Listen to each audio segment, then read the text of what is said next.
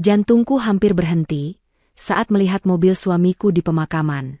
Padahal, dia tidak pernah mau mengunjungi makam anak kandung kami sendiri. Karena penasaran, aku mengikutinya diam-diam. Tapi yang kutemukan bukan air mata penyesalan untuk putra kami. Dia sedang menangis di depan nisan asing. Ternyata, orang yang ada di dalam tanah itu adalah...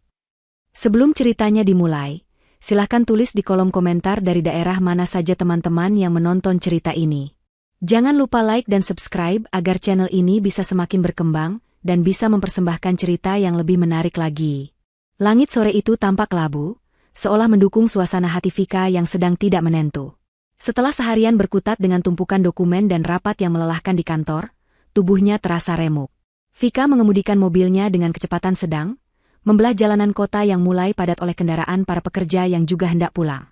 Pikirannya melayang pada satu hal yang selalu menghantuinya setiap kali ia melewati rute ini.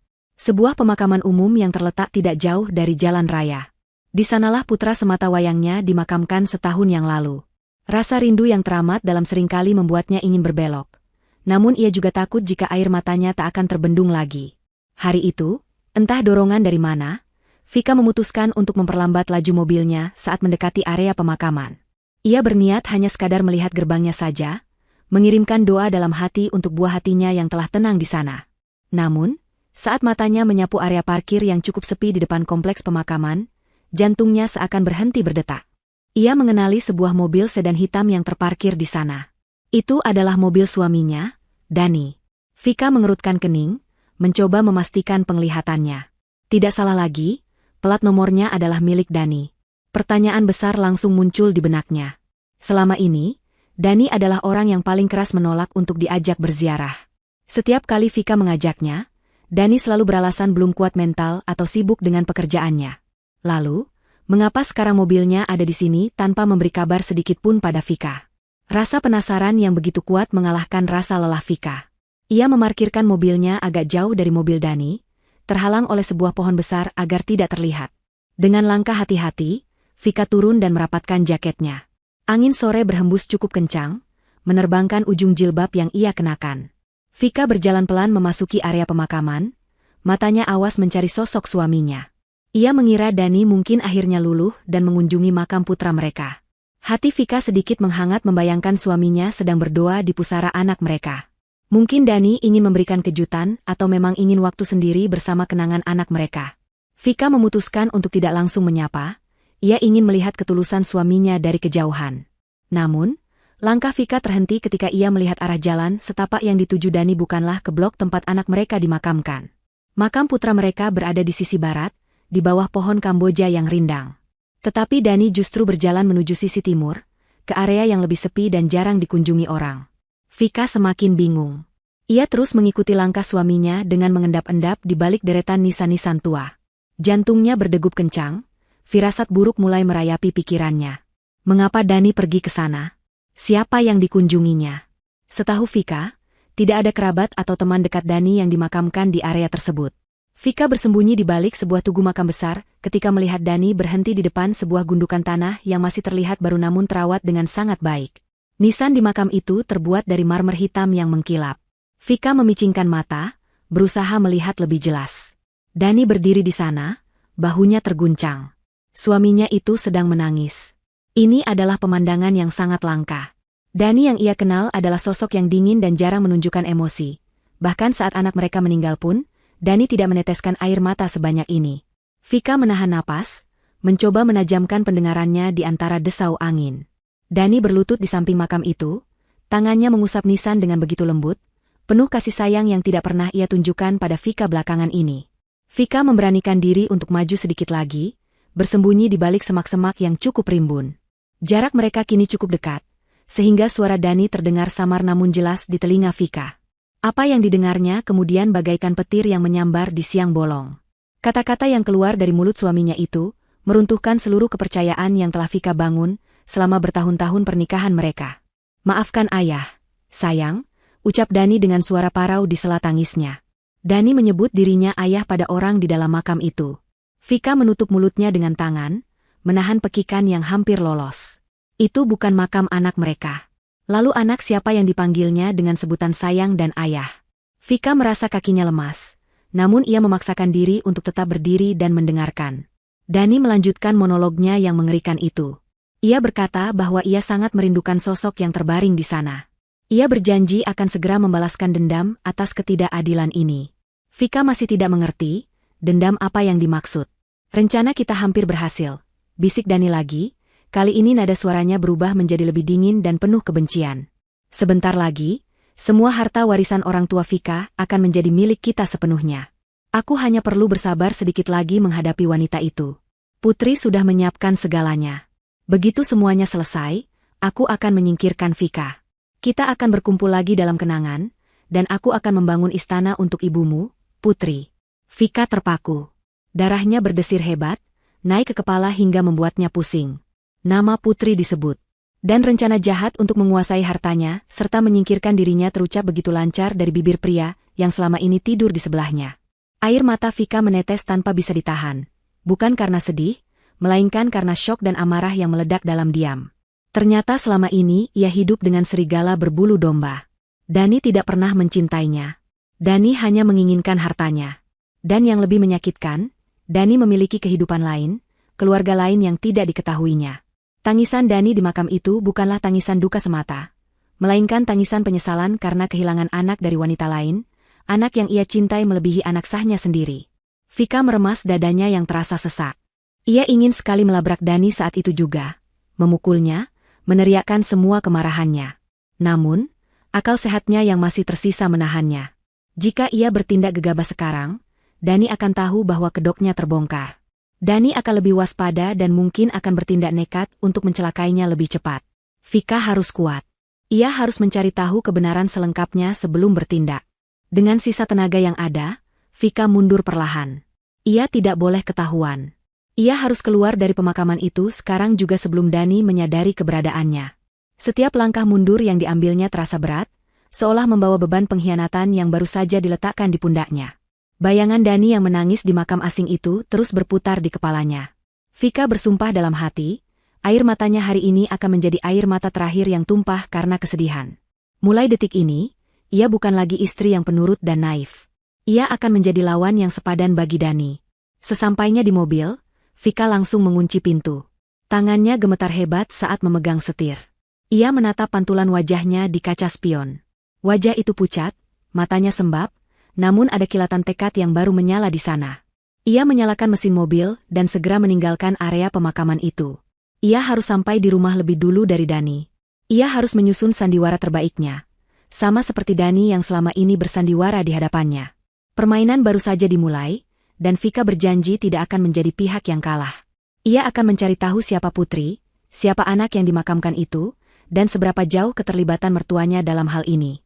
Malam itu, saat mobil Vika melaju menembus jalanan yang mulai gelap, hatinya telah membeku, siap untuk menghadapi badai yang akan datang. Vika memacu kendaraannya membelah jalanan kota yang kini diterangi lampu-lampu jalan.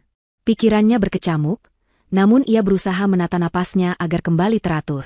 Ia tidak boleh terlihat kacau saat Dani pulang nanti. Sesampainya di rumah, Vika segera masuk dan membersihkan diri. Ia membasuh wajahnya berulang kali dengan air dingin, berusaha menghilangkan jejak air mata dan sembab di matanya. Setelah berganti pakaian rumah yang nyaman, ia duduk di ruang tengah, menyalakan televisi dengan volume kecil, berpura-pura sedang menonton acara berita sambil menunggu suaminya pulang. Setiap detik terasa seperti jam baginya. Rasa jijik dan benci kini bercampur aduk setiap kali ia membayangkan wajah Dani. Tak lama kemudian, terdengar suara mobil Dani memasuki garasi. Vika menarik napas panjang, memasang topeng ketenangannya. Pintu depan terbuka, dan sosok Dani muncul. Wajahnya tampak lelah, namun tidak ada jejak air mata di sana. Sungguh aktor yang luar biasa, pikir Vika sinis dalam hati. Dani tersenyum tipis saat melihat Vika duduk di sofa. Ia menghampiri Vika dan mengecup keningnya, sebuah gestur yang dulu selalu membuat Vika merasa dicintai, namun kini terasa seperti sengatan racun yang mematikan. Vika harus menahan diri sekuat tenaga untuk tidak menepis tubuh suaminya itu. "Kamu baru pulang, Mas?" tanya Vika dengan nada datar, berusaha terdengar senormal mungkin. Dani mengangguk sambil melonggarkan dasinya. "Iya, tadi di kantor banyak sekali pekerjaan yang harus diselesaikan. Ada laporan mendadak yang harus aku revisi. Maaf ya aku tidak mengabari, ponselku mati tadi, jawab Dani dengan lancar tanpa berkedip. Kebohongan itu meluncur begitu mulus. Padahal Vika tahu persis di mana Dani berada sore tadi. Hati Vika mencelos, menyadari betapa seringnya mungkin Dani membohonginya selama ini dengan alasan pekerjaan. Vika hanya mengangguk pelan, pura-pura percaya. Ya sudah, kamu mandi dulu, aku siapkan makan malam, kata Vika, beranjak dari duduknya. Ia tidak sanggup berlama-lama menatap mata suaminya yang penuh kepalsuan itu. Malam itu berlalu dengan penuh ketegangan bagi Vika, meski di permukaan semuanya tampak biasa saja. Saat makan malam, Dani bercerita tentang masalah di kantornya yang fiktif itu, sementara Vika hanya menanggapi seadanya. Vika mengamati gerak-gerik Dani. Pria itu makan dengan lahap, seolah tidak ada beban dosa yang ditanggungnya. Setelah makan malam, Dani langsung tidur karena alasan lelah. Vika berbaring di sebelahnya dengan mata nyalang menatap langit-langit kamar. Ia tidak bisa tidur. Bayangan nisan hitam di pemakaman itu terus menghantuinya. Besok, ia harus kembali ke sana. Ia harus melihat dengan jelas nama siapa yang tertulis di nisan itu. Keesokan paginya, setelah Dani berangkat kerja, Vika bergegas bersiap. Ia menelepon kantornya, mengatakan bahwa ia akan datang terlambat karena ada urusan keluarga yang mendesak. Vika kembali memacu mobilnya menuju pemakaman umum. Suasana pagi itu cukup sepi. Vika langsung menuju ke lokasi makam misterius yang ia lihat kemarin. Langkahnya cepat dan pasti. Saat sampai di depan makam itu, Vika akhirnya bisa melihat tulisan di nisan marmer tersebut dengan jelas. Di sana tertulis nama seorang anak laki-laki, Bagas, yang meninggal sebulan yang lalu dalam usia 5 tahun. Vika terhenyak. 5 tahun. Itu berarti anak ini lahir saat pernikahan Vika dan Dani sudah berjalan 2 tahun. Darah Vika mendidih. Jadi selama ini, saat Vika berjuang untuk hamil dan kemudian merawat putra mereka yang sakit-sakitan, Dani memiliki anak lain di luar sana. Anak yang sehat, yang disembunyikan dari pengetahuannya.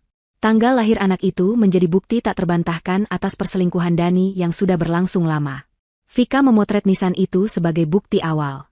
Ia tidak bisa menyelidiki ini sendirian. Ia butuh bantuan profesional. Vika teringat pada seorang kenalan lamanya yang bekerja sebagai penyelidik swasta. Tanpa membuang waktu, Vika menghubungi orang tersebut dan membuat janji temu di sebuah kafe yang jauh dari jangkauan lingkungan pergaulan Dani.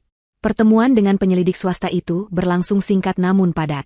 Vika memberikan semua informasi yang ia miliki, foto nisan, plat nomor mobil Dani, dan nama putri yang sempat didengarnya dari bisikan Dani. Penyelidik itu berjanji akan memberikan hasil secepat mungkin. Vika pulang dengan perasaan yang sedikit lebih lega karena sudah mulai bergerak.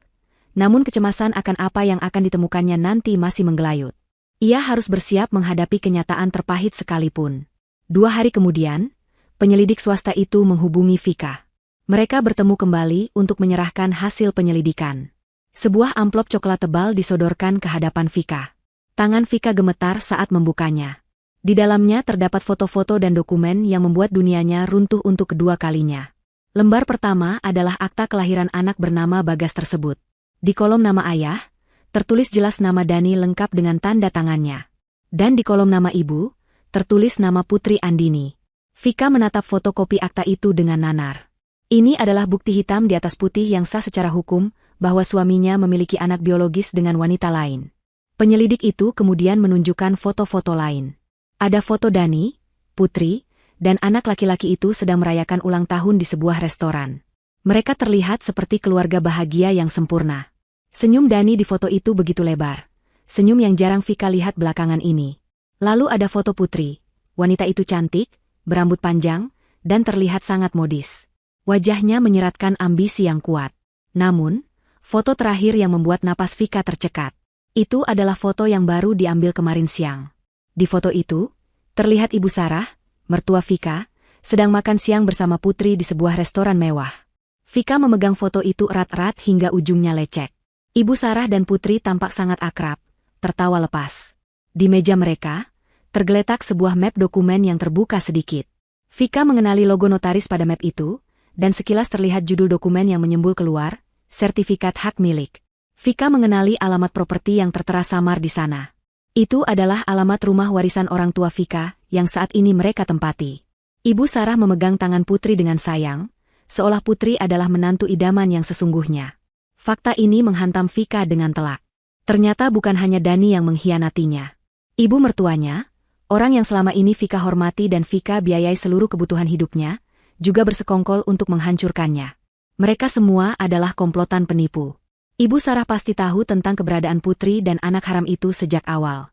Bahkan mungkin Ibu Sarah yang mendukung hubungan mereka. Vika merasa mual membayangkan kemunafikan yang ditampilkan Ibu Sarah selama ini. Wanita tua itu selalu memuji masakan Vika, selalu meminta uang bulanan dengan wajah memelas, namun di belakang Vika, ia tertawa bersama selingkuhan anaknya sambil merencanakan perebutan aset Vika. Air mata Vika sudah kering. Kini yang tersisa hanyalah dingin yang menusuk tulang. Ia menatap lekat-lekat wajah orang-orang di foto itu. Dani, Putri, dan Ibu Sarah. 3 orang yang akan menjadi target pembalasannya. Vika menyimpan kembali semua bukti itu ke dalam amplop. Ia membayar jasa penyelidik itu dan mengucapkan terima kasih. Saat berjalan keluar dari kafe, Vika merasa menjadi orang yang berbeda.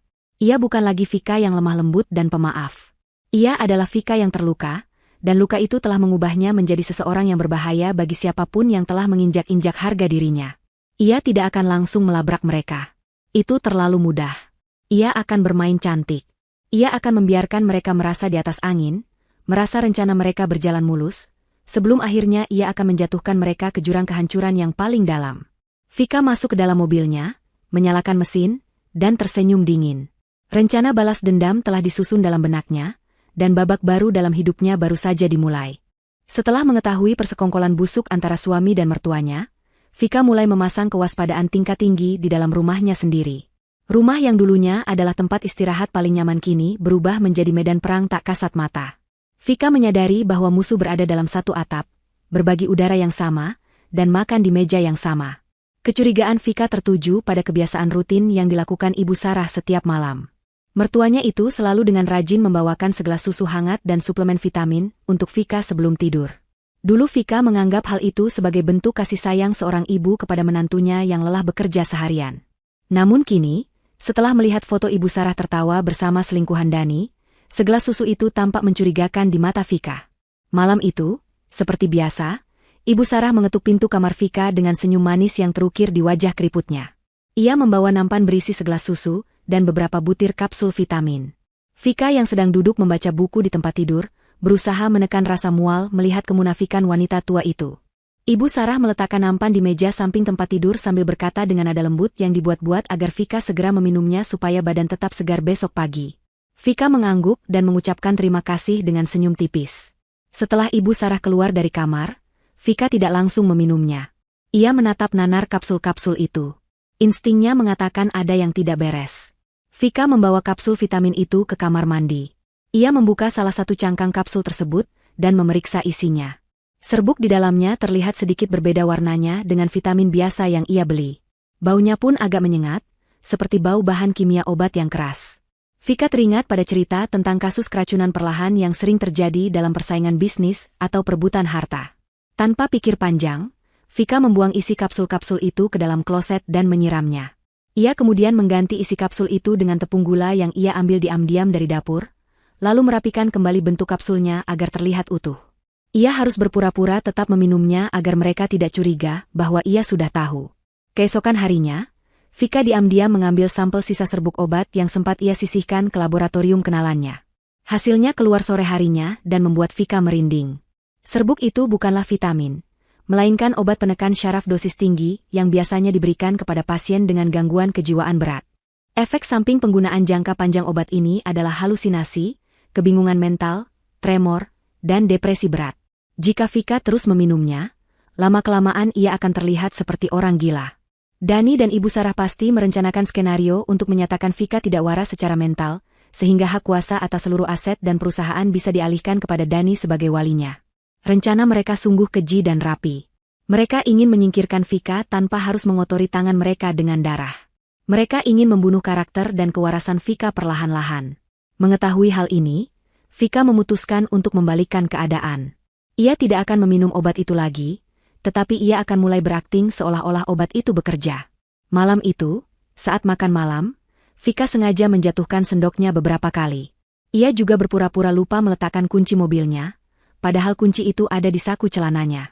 Ia mengeluh kepalanya sering pusing dan pandangannya kabur. Respon Dani dan Ibu Sarah sungguh sesuai dugaan. Mereka saling bertukar pandang penuh arti, seolah merayakan kemenangan kecil. Dani dengan wajah pura-pura cemas menyarankan Vika untuk mengurangi pekerjaan dan lebih banyak istirahat di rumah. Ibu Sarah bahkan dengan semangat menawarkan diri untuk mengurus segala keperluan rumah tangga, agar Vika bisa fokus pemulihan. Vika hanya mengangguk lemah, memainkan perannya sebagai istri yang mulai kehilangan kendali atas dirinya sendiri. Dalam hati, Vika tertawa sinis melihat betapa mudahnya mereka percaya pada aktingnya. Semakin mereka merasa di atas angin, semakin lengah penjagaan mereka. Puncak sandiwara Vika terjadi beberapa hari kemudian di akhir pekan. Saat itu Dani mengatakan bahwa ada rekan kerja yang akan datang bertamu untuk membahas proyek kantor. Vika tahu persis siapa tamu itu bahkan sebelum bel pintu berbunyi. Benar saja, Putri datang dengan penampilan yang rapi dan elegan, menyamar sebagai rekan bisnis profesional. Vika menyambutnya dengan ramah, menyajikan minuman, lalu pamit untuk istirahat di sofa ruang tengah karena alasan pusing yang kambuh. Vika membaringkan tubuhnya di sofa, memunggungi ruang tamu tempat Dani, Ibu Sarah, dan Putri duduk berbincang. Tak lama kemudian, Vika mengatur napasnya agar terdengar teratur, seolah-olah ia sudah tertidur pulas. Suara percakapan di ruang tamu yang awalnya formal perlahan berubah menjadi santai dan berani. Vika mendengar suara tawa kecil Putri. Wanita itu bertanya apakah obatnya bekerja dengan baik. Ibu Sarah menjawab dengan antusias bahwa Vika belakangan ini sering linglung dan emosinya tidak stabil. Dani menimpali bahwa sedikit lagi dosisnya dinaikkan, Vika pasti akan benar-benar kehilangan kewarasannya. Mereka membahas rencana selanjutnya dengan gamblang. Putri berkata, kalau dia sudah gila, pastikan dia menandatangani surat hibah aset itu sebelum kita masukkan dia ke rumah sakit jiwa. Jangan sampai ada celah hukum yang bisa dia pakai nanti. Dani meyakinkan selingkuhannya itu bahwa semuanya sudah diatur dengan notaris bayaran mereka. Vika menggigit bibir bawahnya kuat-kuat untuk menahan amarah. Jantungnya bergemuruh mendengar rencana jahat itu didiskusikan tepat di belakang punggungnya. Mereka benar-benar menganggapnya sudah tidak berdaya. Vika bersumpah, ia tidak akan membiarkan satu sen pun hartanya jatuh ke tangan para penjahat ini. Ia akan memastikan justru merekalah yang akan berakhir di tempat yang mengerikan. Setelah mereka selesai berbincang dan Putri pamit pulang, Vika pura-pura terbangun dengan wajah bingung, bertanya jam berapa sekarang. Dani menghampirinya dengan senyum palsu, mengatakan Vika sudah tidur cukup lama. Vika menatap mata suaminya itu, mata seorang pengkhianat yang akan segera merasakan pembalasan yang setimpal. Racun yang mereka berikan tidak akan membunuh Vika, tapi justru menjadi bahan bakar yang memperkuat tekadnya untuk menghancurkan mereka semua. Waktu bagi Vika kini adalah segalanya. Setelah mendengar rencana busuk mereka untuk membuatnya gila dan merebut asetnya, Vika tahu ia harus bergerak cepat namun senyap.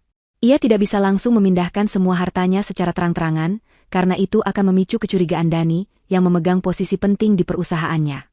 Vika mulai menyusun strategi pengamanan aset yang disebutnya sebagai perangkap harta. Langkah pertama yang dilakukannya adalah mengamankan aset likuid. Sedikit demi sedikit, Vika mentransfer dana dari rekening tabungan pribadinya ke rekening baru di bank lain yang tidak diketahui Dani. Ia melakukan transaksi ini dalam jumlah-jumlah kecil namun sering, menyamarkannya sebagai pembayaran vendor atau kebutuhan operasional bisnis sampingan yang ia kelola sendiri. Selanjutnya adalah aset properti yang menjadi incaran utama Dani dan Ibu Sarah, terutama rumah mewah tempat mereka tinggal dan beberapa ruko warisan orang tua Vika. Dokumen asli sertifikat tanah dan bangunan tersebut tersimpan rapi di dalam brankas besar yang ada di ruang kerja rumah. Hanya Vika yang tahu kombinasi kodenya, namun ia tahu Dani pasti sedang berusaha mencari cara untuk membukanya. Vika menghubungi seorang kenalannya yang ahli dalam percetakan dokumen keamanan tinggi. Ia memesan replika sertifikat tanah dan surat-surat berharga lainnya. Kualitas replika itu sangat mirip dengan aslinya. Mulai dari jenis kertas, stempel, hingga tanda tangannya, hanya ahli forensik dokumen yang bisa membedakannya jika diperiksa dengan teliti. Setelah dokumen palsu itu siap, Vika menunggu momen yang tepat. Suatu siang, ketika rumah sepi karena Dani bekerja dan Ibu Sarah sedang pergi arisan, Vika membuka brankasnya. Ia mengambil seluruh dokumen asli, sertifikat rumah, BPKB mobil, dan surat saham, lalu menyimpannya di dalam tas kerjanya untuk nanti diamankan di safe deposit box bank. Sebagai gantinya, Vika memasukkan tumpukan dokumen palsu itu ke dalam brankas. Ia menatanya sedemikian rupa agar terlihat meyakinkan. Setelah itu, Vika sengaja tidak mengunci pintu brankas dengan sempurna. Ia membiarkan tuasnya sedikit miring, seolah-olah ia teledor dan lupa menutupnya dengan rapat karena kondisinya yang sedang sakit-sakitan dan sering lupa. Vika kemudian meninggalkan ruang kerja dan pergi ke bank untuk menyimpan dokumen asli. Ia merasa lega sebagian beban berat sudah terangkat. Aset utamanya kini aman. Sekarang tinggal menunggu tikus-tikus itu masuk ke dalam perangkap. Benar saja, sore harinya saat Vika sedang pura-pura tidur di kamar, ia mendengar suara langkah kaki mengendap-endap menuju ruang kerja. Vika mengintip dari celah pintu kamarnya yang sedikit terbuka. Ia melihat Dani dan Ibu Sarah masuk ke ruang kerja. Tak lama kemudian, terdengar suara pekikan tertahan yang penuh kegembiraan dari arah sana. Vika tersenyum sinis. Mereka pasti sudah menemukan brankas yang terbuka itu. Vika bisa membayangkan wajah tamak mereka saat melihat tumpukan sertifikat di dalamnya. Mereka pasti mengira Vika semakin parah penyakitnya, hingga lupa mengunci harta paling berharganya. Kebahagiaan semu itu akan membuat mereka semakin percaya diri dan ceroboh. Mereka akan merasa kemenangan sudah di depan mata, tanpa menyadari bahwa yang mereka pegang hanyalah kertas tidak berharga. Dengan membiarkan mereka merasa menang, Vika bisa mengulur waktu untuk mengumpulkan bukti kejahatan mereka yang lain dan menyiapkan serangan balik yang lebih mematikan. Di sisi lain, Vika terus menyelidiki latar belakang Putri melalui jasa detektif swasta yang sama. Ia ingin tahu apa motivasi terbesar Putri selain cinta buta pada Dani. Hasil penyelidikan yang diterima Vika sangat menarik. Ternyata, Putri bukanlah wanita karir sukses seperti yang ia citrakan. Bisnis butik yang dikelola Putri sebenarnya bangkrut 6 bulan lalu. Gaya hidup mewahnya ditopang oleh utang yang menumpuk di mana-mana, termasuk pinjaman online dan utang pada rentenir lintah darat. Putri sangat bergantung pada suntikan dana dari Dani. Inilah alasan mengapa Putri begitu mendesak Dani untuk segera menguasai harta Vika. Ia dikejar-kejar penagih utang yang mulai mengancam keselamatannya. Fakta ini adalah kartu as bagi Vika. Putri adalah titik lemah dalam persekutuan jahat ini. Orang yang terdesak masalah uang biasanya mudah panik dan tidak setia kawan. Vika memutuskan untuk mulai memainkan psikologis Putri. Ia membeli sebuah kartu perdana baru yang tidak terdaftar atas namanya. Vika mengirimkan sebuah pesan teror ke nomor pribadi Putri melalui aplikasi pesan singkat. Pesan itu berisi foto candid saat Putri sedang menyerahkan bungkusan obat kepada Dani di parkiran sebuah mal, momen yang berhasil diabadikan oleh detektif sewaan Vika. Di bawah foto itu, Vika mengetikkan kalimat ancaman yang singkat namun tajam, "Aku tahu apa yang kalian lakukan pada istrimu." Racun itu ide yang bagus, tapi polisi pasti akan lebih tertarik mendengarnya. Bagi hasil 50 dari harta yang kalian incar, atau aku kirim bukti ini ke pihak berwajib. Vika sengaja menyamar sebagai pihak ketiga yang seolah-olah memeras mereka, bukan sebagai dirinya sendiri. Tujuannya adalah untuk menciptakan rasa tidak aman pada Putri. Vika ingin Putri mencurigai ada orang lain yang mengawasi mereka, atau bahkan mencurigai Dani yang mungkin membocorkan rencana. Vika membayangkan kepanikan Putri saat membaca pesan itu. Wanita yang terlilit utang dan dikejar waktu pasti akan sangat ketakutan jika rencananya terancam gagal atau terbongkar. Ketakutan akan memicu kesalahan, dan kesalahan itulah yang ditunggu Vika. Di rumah, Vika kembali bersandiwara menjadi istri yang lemah dan penurut.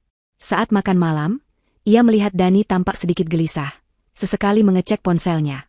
Sepertinya Putri sudah melapor pada Dani tentang teror itu. Vika makan dengan tenang, menikmati setiap suapan, sambil merencanakan langkah adu domba selanjutnya. Perangkap harta sudah terpasang, umpan sudah ditebar, dan kini saatnya menarik tali jerat perlahan-lahan hingga mereka tercekik oleh keserakahan mereka sendiri. Ketegangan di udara terasa semakin nyata bagi Vika, seolah ada badai tak kasat mata yang sedang bergulung di dalam rumah mewahnya. Rencana adu domba yang ia susun mulai menunjukkan hasil yang memuaskan. Di satu sisi, Vika terus memainkan perannya sebagai istri yang sakit-sakitan dan mulai pikun akibat pengaruh obat, sementara di sisi lain, ia dengan gencar melancarkan serangan psikologis kepada Putri melalui pesan-pesan anonim. Vika tahu bahwa kunci untuk menghancurkan persekutuan jahat ini adalah uang. Keserakahan adalah lem perekat hubungan mereka, dan jika lem itu dirusak, maka segalanya akan berantakan. Putri yang sedang terdesak oleh utang rentenir menjadi sasaran empuk bagi Vika. Setiap kali Vika mengirimkan pesan ancaman baru yang menuntut bagian dari harta rampasan, tingkat stres Putri melonjak drastis. Wanita itu mulai panik, merasa diawasi, dan yang paling penting, mulai meragukan kemampuan Dani untuk melindungi rencana busuk mereka. Kepanikan Putri ini berimbas langsung kepada Dani. Suami Vika itu kini tampak semakin kurus dan tidak terawat. Wajahnya selalu tegang, keningnya berkerut, dan ia menjadi mudah marah. Ponselnya terus berdering, menampilkan nama Putri di layar, yang seringkali Dani tolak atau ia jawab dengan bisik-bisik penuh emosi di sudut ruangan. Vika menikmati pemandangan ini dari balik kelopak matanya yang pura-pura terpejam. Ia melihat betapa rapuhnya ikatan cinta terlarang mereka ketika dihadapkan pada masalah nyata. Dani terjepit di antara tuntutan uang Putri yang semakin tidak masuk akal dan ketakutan bahwa rahasianya akan terbongkar oleh si pengirim pesan misterius. Vika tersenyum dalam hati, menyadari bahwa ia adalah dalang di balik kekacauan yang membuat hidup suaminya seperti neraka. Namun, Vika tidak melupakan satu pemain penting lainnya dalam drama ini, yaitu Ibu Sarah. Mertuanya itu adalah duri dalam daging yang harus dicabut pelan-pelan. Vika tahu bahwa kelemahan terbesar Ibu Sarah adalah kesombongan dan kecintaannya pada barang-barang mewah. Ibu Sarah selalu ingin terlihat kaya di depan teman-teman arisannya, menutupi fakta bahwa ia sebenarnya tidak memiliki aset apapun selain menumpang hidup pada anak dan menantunya. Vika memutuskan untuk menggunakan kelemahan ini guna mengorek informasi lebih dalam sekaligus membuat Ibu Sarah lengah. Siang itu, Vika pulang membawa sebuah bungkusan besar dengan logo merek terkenal. Di dalamnya terdapat sebuah tas tangan kulit model terbaru yang sangat diinginkan oleh Ibu Sarah. Tentu saja, itu adalah tas replika kualitas super premium yang sangat mirip dengan aslinya, namun harganya jauh lebih murah. Bagi Vika, tidak ada gunanya membuang uang asli untuk orang yang palsu. Vika menghampiri Ibu Sarah yang sedang duduk santai di ruang keluarga. Dengan wajah polos dan senyum lembut, Vika menyerahkan bungkusan itu. Ia berkata bahwa ia baru saja mendapat bonus dari kantor dan teringat pada Ibu Sarah. Ia meminta maaf karena belakangan ini sering sakit dan merepotkan ibu, jadi tas itu adalah tanda terima kasihnya. Mata Ibu Sarah langsung berbinar serakah saat melihat logo pada bungkusan itu. Tangannya dengan cepat merobek kertas pembungkus dan mengeluarkan tas tersebut. Ia membelai kulit tas itu dengan penuh nafsu, mencium aroma kulit barunya, dan langsung mencobanya di depan cermin. Ibu Sarah begitu gembira hingga lupa menjaga sikapnya. Ia memeluk Vika erat-erat, memuji Vika sebagai menantu terbaik di dunia, sebuah pujian kosong yang membuat perut Vika mual. Suasana hati Ibu Sarah yang sedang melambung tinggi, membuat mulutnya menjadi tidak terkontrol. Vika memanfaatkan momen ini dengan mengajak mertuanya mengobrol santai sambil minum teh. Vika memancing pembicaraan tentang masa lalu, tentang betapa sepinya rumah ini tanpa suara anak kecil. Vika memasang wajah sedih, meratapi nasibnya yang kehilangan putra tunggalnya. Tanpa sadar, Ibu Sarah yang sedang terlena memandangi tas barunya keceplosan. Ia bergumam bahwa memang sangat berat kehilangan seorang cucu, apalagi cucu yang lucu dan pintar seperti anak itu. Vika menangkap kejanggalan dalam kalimat itu. Ibu Sarah menggunakan kata ganti yang aneh, seolah merujuk pada cucu yang lain, bukan anak Vika. Vika terus memancing dengan lembut, bertanya apakah ibu merindukan cucunya. Ibu Sarah mengangguk sedih dan berkata bahwa ia sangat menyesal tidak bisa melihat cucu kesayangannya tumbuh besar, karena penyakit itu merenggutnya terlalu cepat. Vika terdiam, jantungnya berdegup kencang. Cucu kesayangan. Padahal selama ini Ibu Sarah jarang sekali peduli pada anak Vika saat masih hidup. Jelas sudah, cucu yang dimaksud Ibu Sarah adalah Bagas, anak haram Dani dan Putri. Ternyata, hubungan mereka sudah sedemikian dekatnya hingga Ibu Sarah menganggap anak dari selingkuhan itu sebagai cucu utamanya, sementara anak sah dari Vika dianggap angin lalu. Pengakuan tersirat ini menyakitkan, namun sekaligus menjadi konfirmasi terakhir yang Vika butuhkan. Ibu Sarah sepenuhnya terlibat dan mendukung perselingkuhan itu. Ia bahkan mungkin lebih menyayangi Putri daripada Vika hanya karena Putri memberinya cucu laki-laki dari darah daging Dani yang lain. Kemarahan Vika memuncak, namun ia berhasil meredamnya di balik senyum tipis yang penuh arti. Malam harinya, bom waktu yang Vika tanam akhirnya meledak. Saat itu mereka sedang makan malam bersama. Suasana hening, hanya terdengar denting sendok dan garpu. Tiba-tiba ponsel Dani berdering keras di atas meja. Nama Putri terpampang jelas di layar. Dani tampak panik dan berusaha mematikan panggilan itu. Namun tangannya yang gemetar karena gugup justru tidak sengaja menekan tombol pengeras suara sebelum ia sempat mengangkat ponselnya ke telinga. Suara teriakan histeris Putri langsung memenuhi ruang makan, memecah keheningan malam itu dengan brutal. Suara wanita itu terdengar melengking, penuh amarah dan keputusasaan yang sudah tidak terbendung lagi. Kau pikir aku bodoh, Dani? Kau mau lari dari tanggung jawab? Hah? Istrimu yang penyakitan itu mungkin mandul dan bodoh bagiku, tapi uangnya adalah hakku. Jangan sampai aku bongkar rahasia kita sekarang juga. Ingat, anakmu yang mati itu, Bagas, dia mati karena kita tidak punya uang cukup untuk pengobatan terbaik waktu itu. Dan sekarang kau mau menunda pencairan uang warisan istrimu. Jangan main-main denganku, Dani. Atau aku akan datang ke rumahmu sekarang dan menghabisi kalian semua. Teriakan Putri menggema, membuat Dani membeku di tempat duduknya. Wajahnya pucat pasi, matanya melirik takut ke arah Vika. Ibu Sarah tersedak makanannya, gelas air di tangannya tumpah membasahi taplak meja. Vika, yang sudah tahu segalanya, tetap berakting terkejut setengah mati. Ia menjatuhkan sendoknya ke piring, hingga menimbulkan suara gaduh. Ia menatap Dani dengan mata terbelalak, mulutnya terbuka sedikit seolah tidak percaya dengan apa yang baru saja didengarnya. Dani buru-buru mematikan ponselnya, namun semuanya sudah terlambat. Kata-kata Putri sudah terlanjur keluar dan didengar oleh semua orang di meja itu. Ruang makan itu kini terasa seperti ruang sidang di mana kebenaran mulai terkuak. Dani tergagap, berusaha mencari alasan. Ia berkata bahwa itu adalah telepon salah sambung, orang gila yang sedang menerornya. Namun alasan itu terdengar sangat konyol dan tidak masuk akal. Vika tidak langsung menyerang. Ia memilih untuk memainkan peran korban yang syok berat. Ia mulai menangis histeris, bertanya siapa wanita itu, apa maksud perkataannya tentang anak yang mati, dan mengapa wanita itu menuntut uang warisan Vika. Akting Vika begitu meyakinkan hingga membuat Dani semakin panik. Pria itu bangkit dari kursinya, mencoba memeluk Vika untuk menenangkannya, namun Vika mendorong tubuh Dani menjauh. Jangan sentuh aku. Siapa Bagas? Siapa wanita itu, Mas? Jawab aku.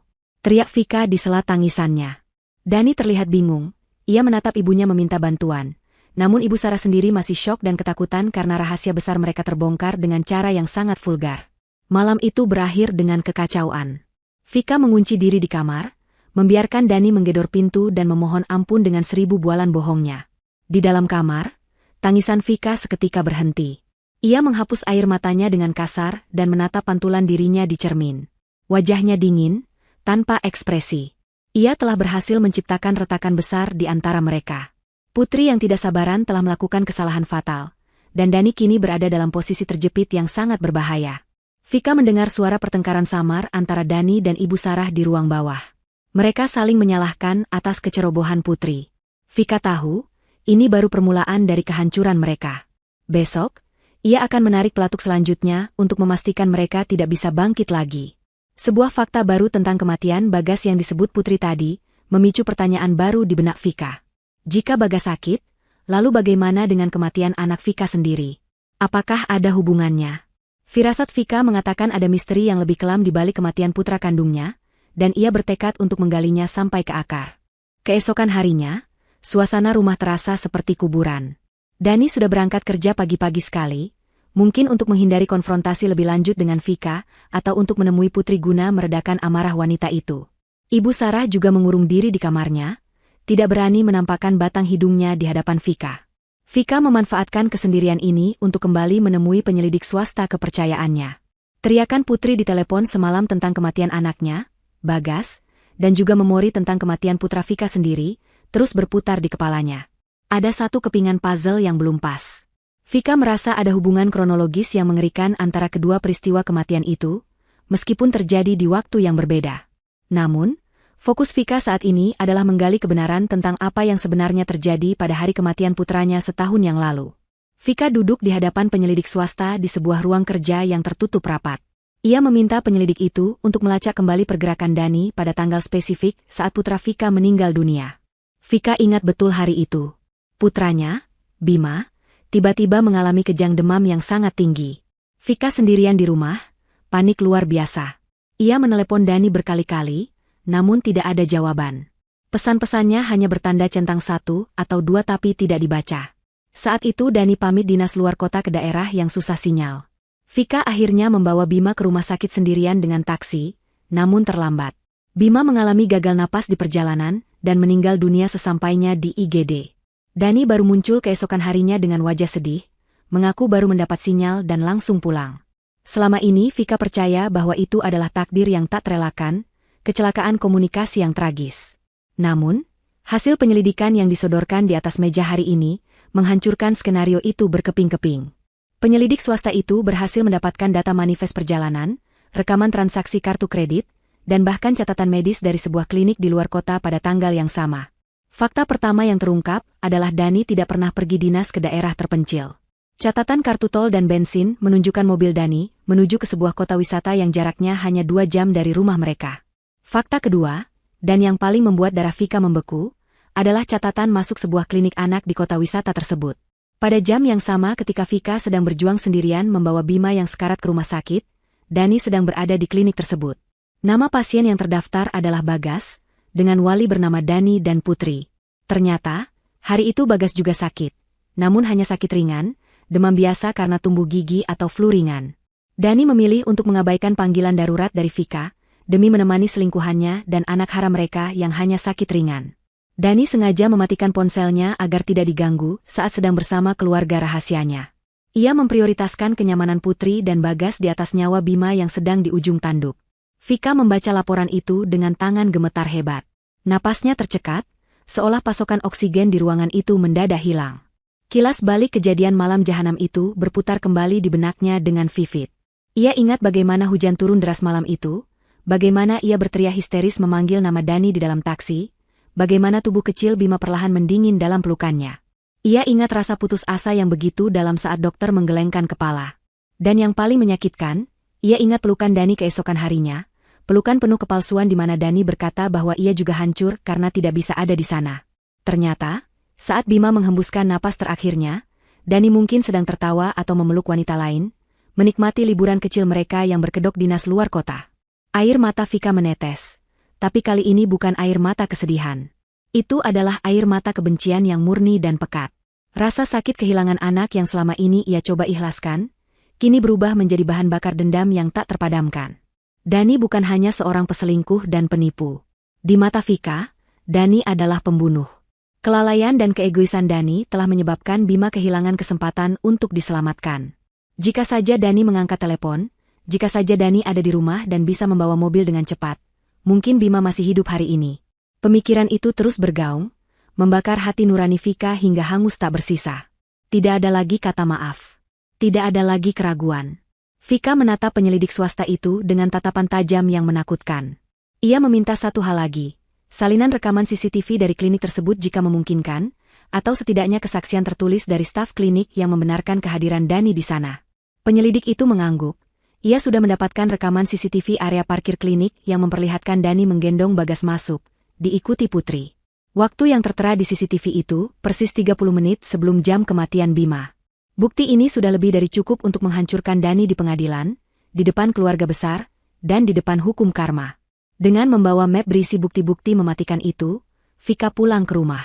Langkahnya tegap dan penuh percaya diri. Ia tidak lagi merasa sebagai korban. Ia adalah hakim dan eksekutor bagi suami durhaka itu. Sesampainya di rumah, Vika melihat Dani sudah pulang, duduk di sofa dengan wajah kusut. Mencoba bersikap normal seolah kejadian semalam bisa dilupakan begitu saja. Dani mencoba menyapa Vika dengan ramah, bertanya dari mana saja seharian ini. Vika menatap Dani lama, tatapan yang membuat nyali Dani menciut. Vika tidak menjawab pertanyaan itu. Ia malah tersenyum, sebuah senyum misterius yang membuat bulu kuduk Dani meremang. "Mas, minggu depan adalah ulang tahun pernikahan kita yang kelima, bukan?" kata Vika dengan nada datar namun halus. Dani tampak terkejut dengan perubahan topik yang tiba-tiba, namun ia segera mengangguk antusias, melihat ini sebagai peluang untuk berdamai. "Iya, benar, sayang. Kita harus merayakannya. Aku janji akan membelikanmu hadiah yang istimewa. Aku ingin memperbaiki semuanya." Vika mengangguk pelan. "Bagus. Aku ingin merayakannya dengan makan malam spesial di rumah. Aku akan memasak makanan kesukaanmu. Dan aku ingin kamu mengundang rekan kerjamu itu, Putri, dan juga ibu. Kita makan malam bersama. Aku ingin meluruskan kesalahpahaman semalam dan meminta maaf jika aku terlalu emosional." Dani terbelalak kaget. Ia tidak menyangka Vika akan mengusulkan hal segila itu. Mengundang Putri ke rumah. Makan malam bersama. Dani ragu, takut ini adalah jebakan. Namun Vika buru-buru menambahkan dengan wajah memelas yang sangat meyakinkan. "Aku merasa bersalah sudah menuduh macam-macam semalam. Mungkin benar itu hanya salah sambung. Aku ingin mengenal rekan kerjamu supaya aku tidak curiga lagi. Dan aku ingin kita semua memulai lembaran baru." Dani, yang dasar sifatnya memang arogan dan menganggap remeh kecerdasan istrinya, akhirnya termakan umpan itu. Ia berpikir Vika benar-benar bodoh dan naif, yang rela melakukan apa saja demi mempertahankan rumah tangga. Dani setuju. Ia berpikir ini adalah kesempatan emas untuk memuluskan rencana mereka merebut harta Vika dengan membuat Vika semakin percaya pada Putri. Tanpa Dani sadari, ia baru saja menandatangani surat kematiannya sendiri. Vika masuk ke kamarnya, meletakkan map bukti di dalam laci tersembunyi. Ia menatap kalender di dinding. 1 minggu lagi. 1 minggu menuju makan malam terakhir. Makan malam yang akan menjadi panggung eksekusi bagi Dani, Putri, dan Ibu Sarah. Vika akan menyajikan hidangan pembuka berupa kebohongan, hidangan utama berupa pengkhianatan, dan hidangan penutup berupa kehancuran total. Ia akan mempermalukan mereka dengan cara yang paling elegan namun menyakitkan. Vika bersumpah demi makam putranya, Bima, bahwa setelah malam itu, hidup mereka tidak akan pernah sama lagi. Langit di luar jendela mulai gelap, seiring dengan gelapnya rencana yang kini tersusun rapi di kepala Vika. Malam yang dinanti-nantikan akhirnya tiba.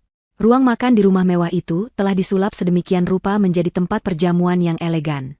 Lilin-lilin aromaterapi dinyalakan di beberapa sudut, memberikan pendar cahaya yang temaram namun hangat, menyembunyikan dinginnya niat yang tersimpan di balik senyum sang tuan rumah.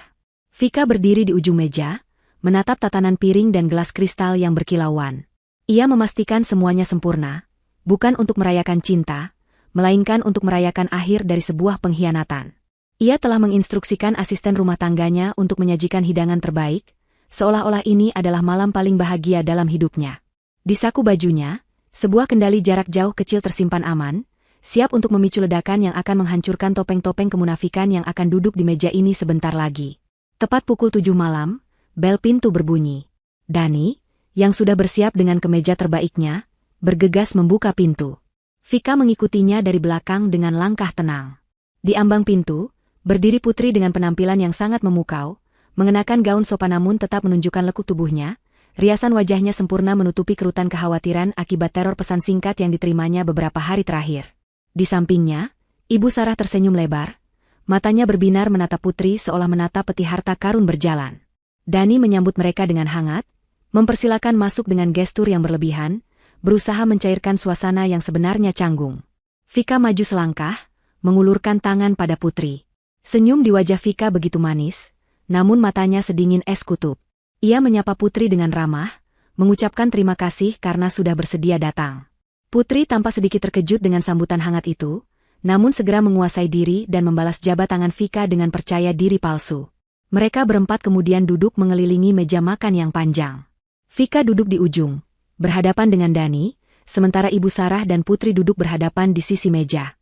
Hidangan pembuka disajikan. Suasana awal makan malam itu terasa kaku. Dani berusaha keras membangun percakapan, menceritakan lelucon-lelucon garing tentang pekerjaan kantor yang disambut tawa yang dipaksakan oleh Ibu Sarah dan Putri. Vika hanya tersenyum tipis, sesekali menanggapi dengan kalimat singkat yang sopan. Ia membiarkan mereka menikmati makanan itu, membiarkan mereka merasa nyaman dan aman. Vika menuangkan air mineral ke gelas mereka satu persatu, menolak tawaran Dani untuk memanggil pembantu, beralasan ia ingin melayani tamu istimewanya sendiri.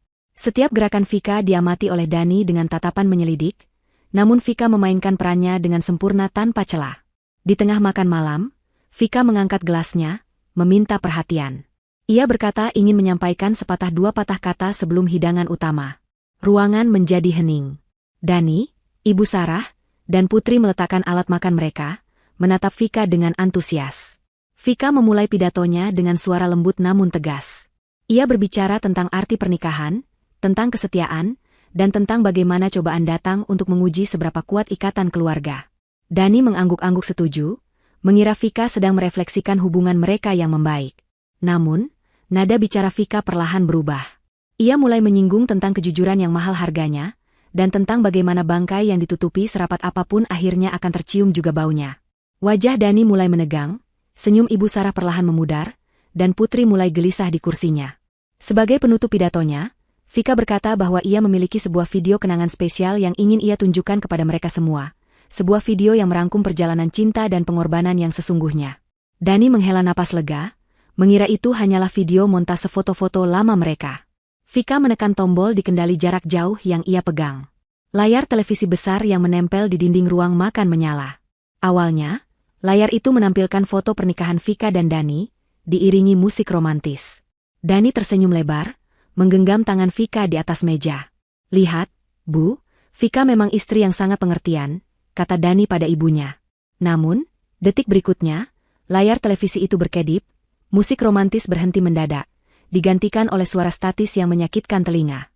Gambar di layar berubah drastis. Bukan lagi foto pernikahan, melainkan rekaman CCTV yang buram namun cukup jelas untuk dikenali. Itu adalah rekaman dari area pendaftaran sebuah klinik anak. Tanggal dan jam yang tertera di pojok layar, membuat jantung Dani berhenti berdetak. Itu adalah tanggal kematian Bima. Di layar, terlihat Dani sedang menggendong seorang anak laki-laki kecil, Bagas, sementara Putri berjalan di sampingnya dengan wajah cemas. Mereka terlihat berdebat dengan resepsionis. Dani tampak sehat bugar, tidak sedang dinas di luar kota seperti yang ia klaim selama ini. Video itu kemudian berganti skene ke rekaman lain. Kali ini rekaman CCTV di ruang tamu rumah ini sendiri, yang diambil beberapa hari lalu saat Vika pura-pura tidur. Audio dari rekaman itu terdengar jernih dan menggelegar di seluruh ruangan. Suara Putri terdengar tajam. Kalau dia sudah gila, pastikan dia menandatangani surat hibah itu sebelum kita masukkan dia ke rumah sakit jiwa. Lalu disusul suara Dani yang menenangkan, tenang saja, dosis obatnya sudah aku naikkan sesuai saranmu. Sebentar lagi dia tidak akan bisa membedakan siang dan malam. Wajah Dani, Putri, dan Ibu Sarah di meja makan seketika berubah menjadi pucat pasi, seputih kain kafan. Sendok di tangan Ibu Sarah terjatuh ke lantai, menimbulkan bunyi denting yang nyaring memecah keheningan horor itu. Dani ternganga, matanya melotot menatap layar yang kini menampilkan bukti demi bukti kejahatannya. Putri gemetar hebat, tangannya mencengkram taplak meja hingga buku-bukunya memutih. Vika tidak berkata apa-apa. Ia hanya duduk tenang di kursinya, menyesap air minumnya seolah sedang menonton film yang menarik. Ia menikmati setiap detik perubahan ekspresi wajah mereka, dari kebahagiaan palsu menjadi ketakutan yang nyata.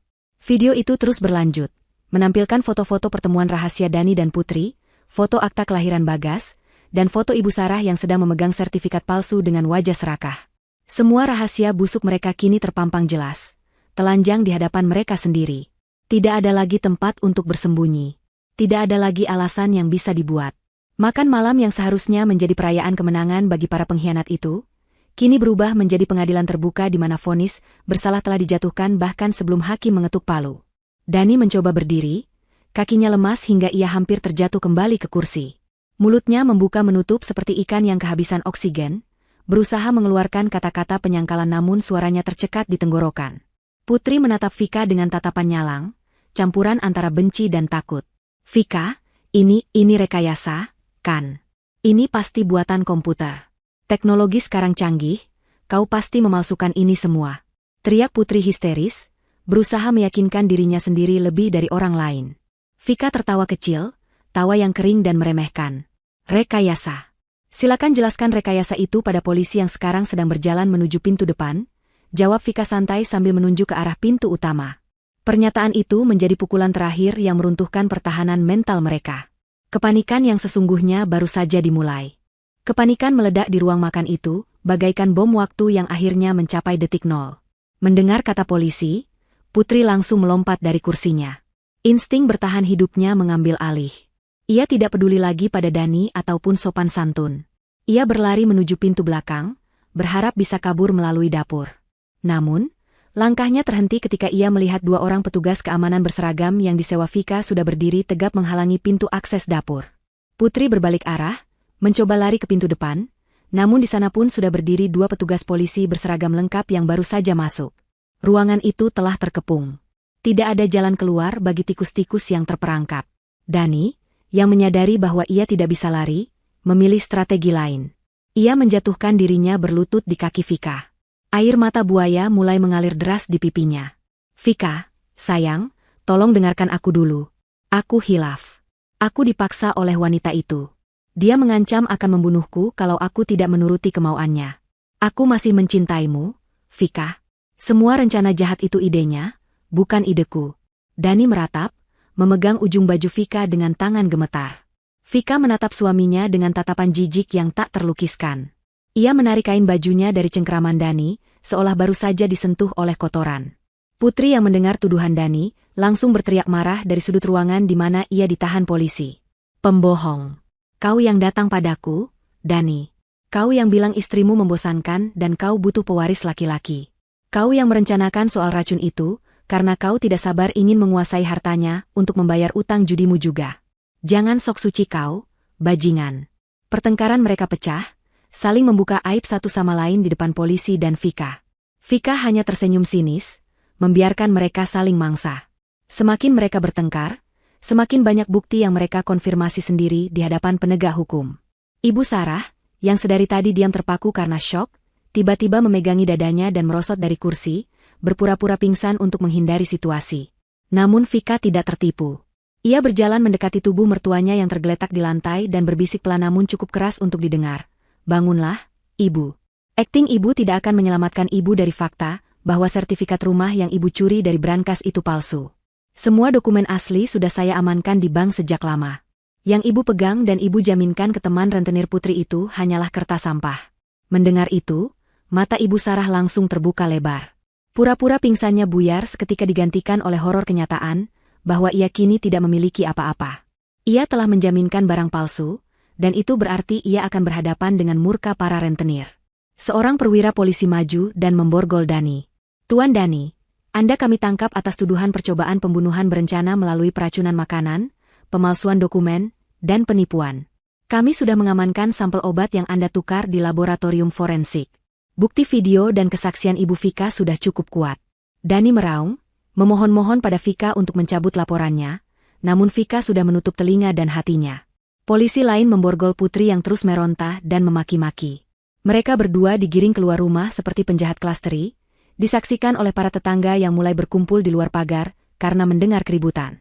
Sebelum Dani dimasukkan ke dalam mobil polisi, Vika meminta izin sebentar untuk berbicara. Ia mendekati Dani yang wajahnya sudah basah oleh air mata dan keringat dingin. Vika menatap tajam ke manik mata suaminya. "Mas, kau tahu apa yang paling menyakitkan bagiku? Bukan perselingkuhanmu, bukan juga rencanamu meracuniku. Tapi fakta bahwa kau membiarkan Bima mati sendirian demi anak selingkuhanmu yang hanya sakit demam. Kau membunuh anak kita 2 kali, Mas. Pertama saat kau membiarkannya meregang nyawa tanpa kehadiran ayahnya, dan kedua saat kau mengkhianati ibunya. Nikmatilah hidupmu di penjara. Itu adalah tempat yang pantas untuk pembunuh sepertimu."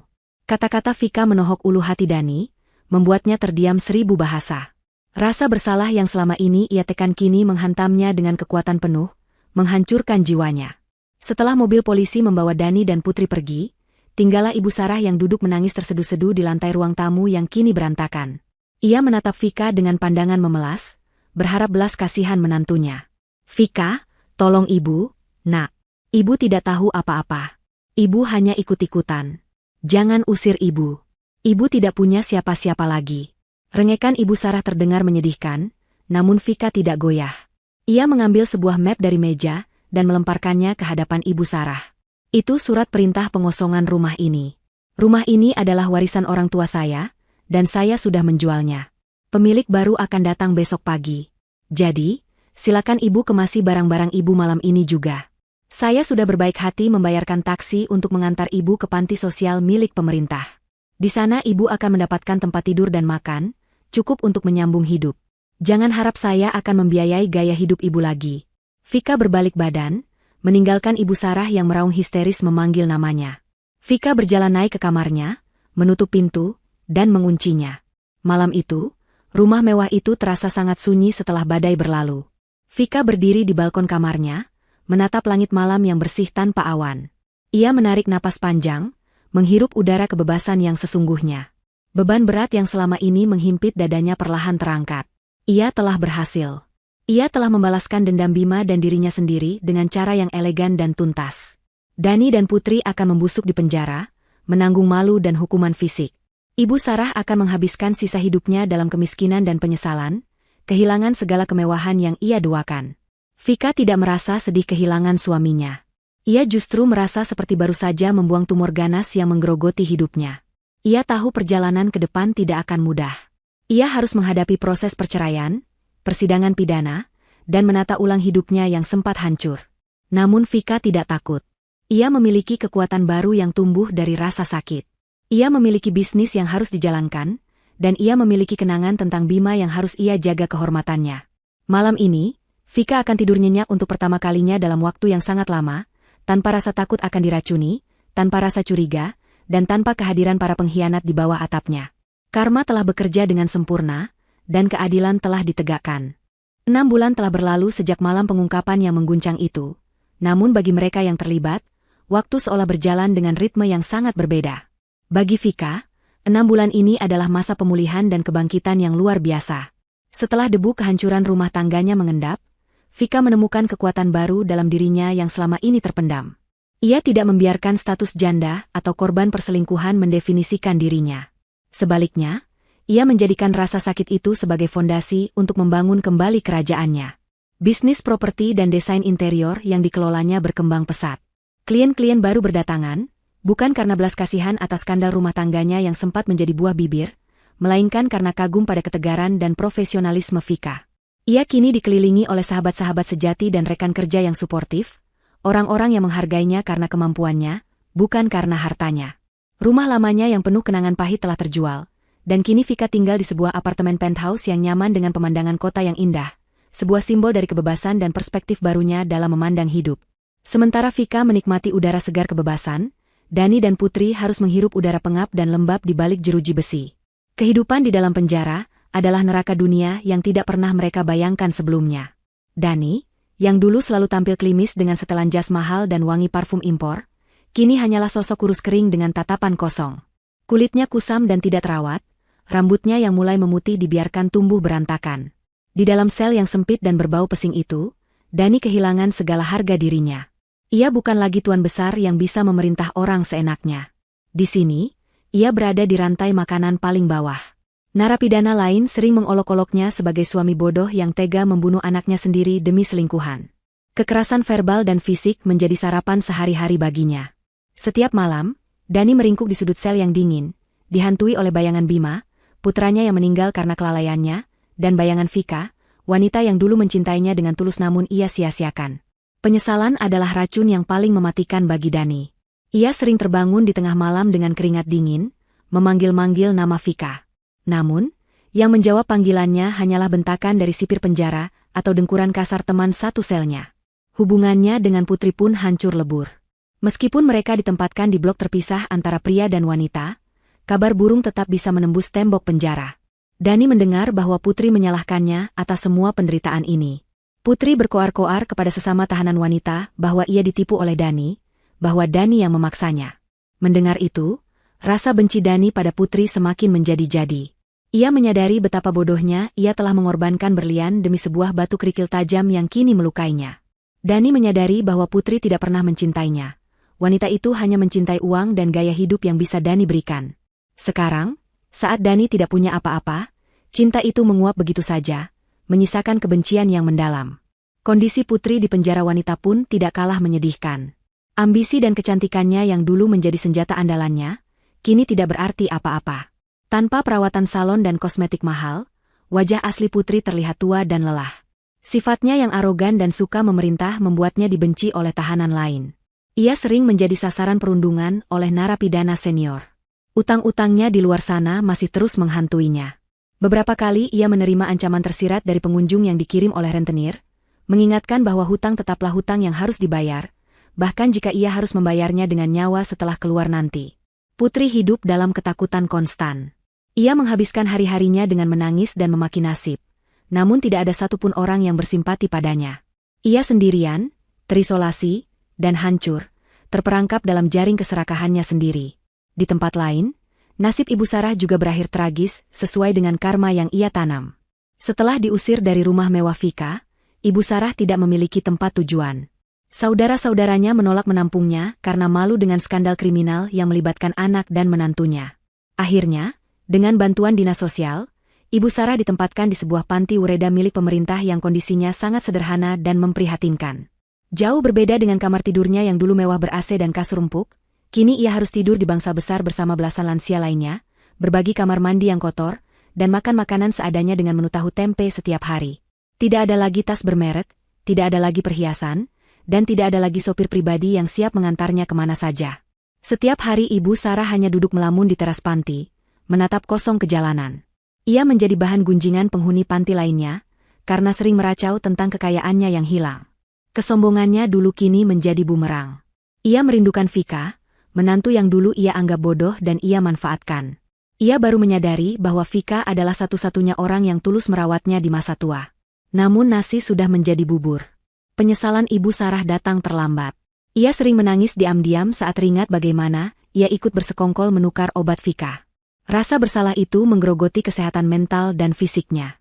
Tubuhnya semakin renta dan ringkih, digerogoti penyakit tua yang tidak mendapatkan perawatan premium seperti dulu. Ia benar-benar sebatang kara, menunggu ajal menjemput dalam kesepian yang menyakitkan. Suatu hari, kabar buruk datang dari penjara. Kesehatan Dani memburuk drastis. Stres berat, depresi, dan kondisi penjara yang buruk memicu komplikasi penyakit dalam tubuhnya. Ia didiagnosis menderita gagal ginjal akut yang diperparah oleh infeksi paru-paru. Dani dilarikan ke rumah sakit penjara dalam kondisi kritis. Dalam keadaan setengah sadar, di ambang batas antara hidup dan mati, Dani terus meracau memanggil nama Vika. Ia memohon kepada sipir dan dokter untuk dipertemukan dengan mantan istrinya itu untuk yang terakhir kalinya. Ia mengatakan bahwa ia tidak bisa mati dengan tenang sebelum meminta maaf langsung kepada Vika. Sipir penjara akhirnya menghubungi Vika melalui pengacaranya. Saat menerima kabar itu, Vika sedang memimpin rapat direksi di kantornya yang megah. Berita tentang kondisi kritis Dani membuatnya terdiam sejenak. Ruang rapat menjadi hening. Vika meletakkan pulpennya, menatap keluar jendela kaca gedung pencakar langit. Ada pergulatan batin di dalam dirinya. Sebagian hatinya yang terluka ingin membiarkan Dani mati sendirian sebagai hukuman terakhir. Namun, sebagian lain dari dirinya, bagian yang telah sembuh dan berdamai, mengingatkannya bahwa memaafkan adalah jalan menuju ketenangan jiwa yang sejati. Vika tidak ingin menyimpan dendam sampai mati. Ia ingin menutup buku masa lalunya dengan sempurna, tanpa ada halaman yang tertinggal. Dengan napas panjang, Vika memutuskan untuk memenuhi permintaan terakhir Dani. Bukan karena ia masih mencintai pria itu, dan bukan karena ia ingin kembali. Ia datang untuk dirinya sendiri, untuk melepaskan beban terakhir yang mungkin masih tersisa di sudut hatinya. Vika menutup rapat itu lebih awal dan meminta sopirnya mengantar ke rumah sakit penjara. Sepanjang perjalanan, Vika mempersiapkan hatinya. Ia membayangkan wajah Dani, pria yang pernah ia nikahi, pria yang pernah memberinya seorang putra, dan pria yang juga telah menghancurkan segalanya. Vika tidak merasakan kebencian yang meledak-ledak lagi, hanya rasa kasihan yang mendalam melihat bagaimana keserakahan bisa mengubah manusia menjadi monster dan akhirnya menghancurkan diri mereka sendiri. Sesampainya di rumah sakit penjara, suasana suram langsung menyambutnya.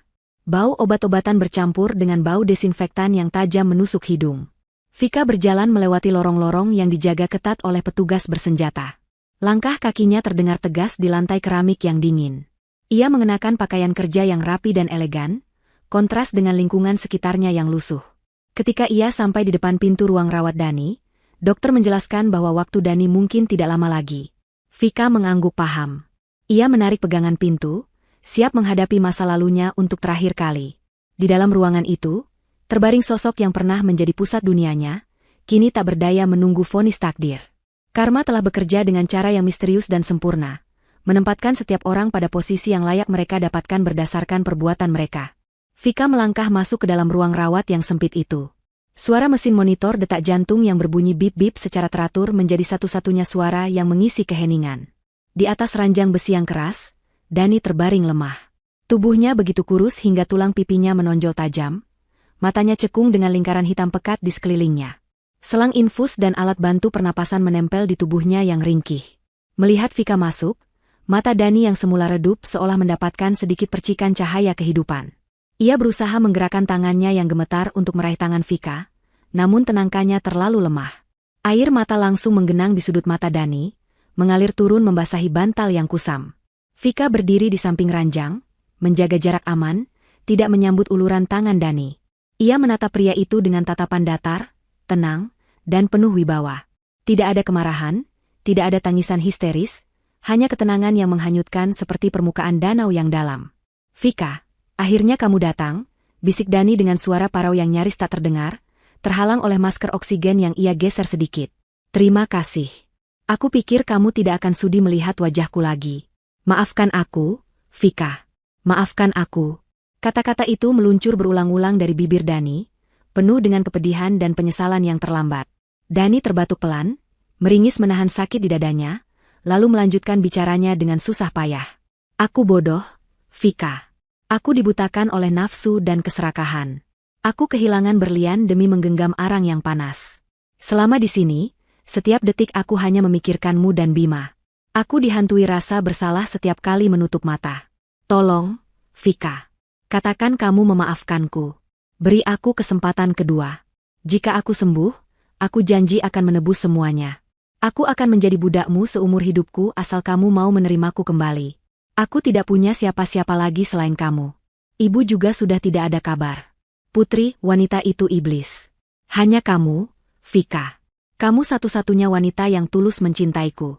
Mendengar permohonan itu, Vika menghela napas pelan. Ia menatap Dani lurus-lurus, menembus jiwanya yang keropos. "Mas," panggil Vika dengan nada rendah namun tegas. "Aku datang ke sini bukan untuk memberimu harapan palsu. Aku datang untuk memberikanmu ketenangan, agar kamu bisa pergi tanpa beban, dan agar aku bisa melanjutkan hidupku tanpa bayang-bayangmu. Dengarkan aku baik-baik. Aku sudah memaafkanmu." Kalimat itu membuat mata Dani membelalak penuh harap, seolah ia baru saja mendapatkan tiket surga. Namun Vika segera melanjutkan kalimatnya yang mematahkan harapan itu seketika. "Aku memaafkanmu bukan karena kamu pantas dimaafkan, dan bukan karena aku ingin kita kembali bersama. Aku memaafkanmu karena aku berhak damai. Aku tidak mau membawa sampah kebencian di dalam hatiku seumur hidupku. Tapi untuk kembali? Tidak, Mas.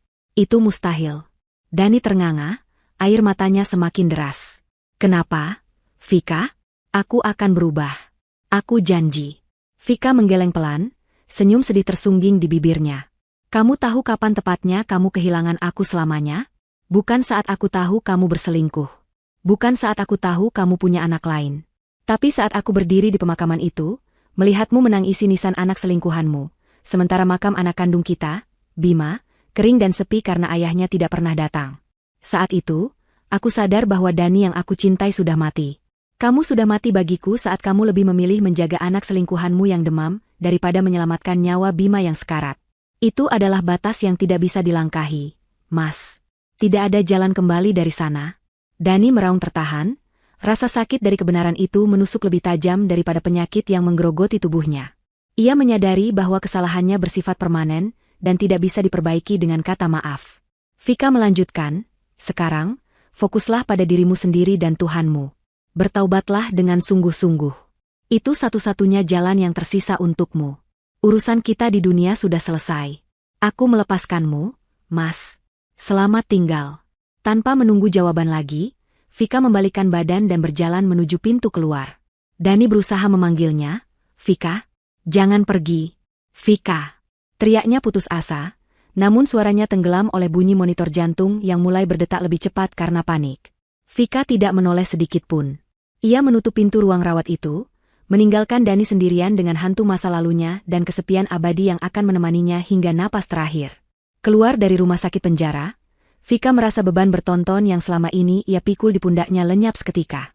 Langit di luar tampak cerah dan biru. Ia masuk ke dalam mobilnya dan meminta sopir untuk mengantarnya ke satu tempat lagi sebelum pulang. Pemakaman umum. Tempat di mana semua ini bermula, dan tempat di mana ia akan mengakhirinya. Sesampainya di pemakaman, Vika berjalan menuju makam Bima. Kondisi makam putranya kini sangat rawat. Rumput Jepang tumbuh subur menghijau, bunga-bunga segar tertata rapi di dalam vas, dan nisan marmernya berkilau bersih. Vika berjongkok, mengusap nama putranya yang terukir di sana. Ia membacakan doa dengan khusyuk, mengirimkan Al-Fatihah dan kerinduan yang mendalam. Setelah selesai berdoa, Vika tersenyum lega. "Nak, Ibu sudah menyelesaikan semuanya. Keadilan sudah ditegakkan. Ayahmu sudah menerima konsekuensinya. Sekarang, Ibu bisa hidup dengan tenang. Ibu janji akan hidup bahagia untuk kita berdua. Kamu tenang di sana ya, sayang." Angin sepau-sepau berhembus membelai wajah Vika, seolah Bima sedang memeluknya dari dimensi lain. Saat Vika berjalan kembali menuju area parkir, matanya menangkap pemandangan yang menarik di pinggir jalan raya depan kompleks pemakaman. Ada sekelompok orang berseragam oranye rompi tahanan yang sedang melakukan kerja sosial membersihkan jalanan. Mereka menyapu sampah dan mencabuti rumput liar di bawah pengawasan petugas. Di antara mereka, Vika mengenali satu sosok. Itu adalah Putri. Mantan selingkuhan suaminya yang dulu selalu tampil glamor dan sombong, kini tampak sangat menyedihkan. Putri mengenakan topi lusuh untuk menutupi rambutnya yang kusam, wajahnya terbakar matahari, dan tangannya kotor memegang sapu lidi. Ia terlihat tua, lelah, dan patah semangat. Rupanya Putri mendapatkan pembebasan bersyarat dengan kewajiban melakukan kerja sosial yang berat. Vika menghentikan langkahnya sejenak, mengamati dari kejauhan. Saat itu, Putri mengangkat kepalanya untuk menyeka keringat. Mata mereka bertemu. Putri terperanjat melihat Vika berdiri di sana, cantik, elegan, dan bersinar di samping mobil mewah yang mengkilap. Ada momen hening di antara mereka. Tatapan Putri menyiratkan rasa malu yang luar biasa, iri hati, dan penyesalan yang mendalam. Ia melihat apa yang telah ia sia-siakan dan apa yang tidak akan pernah bisa ia capai. Vika tidak menunjukkan ekspresi mengejek atau marah.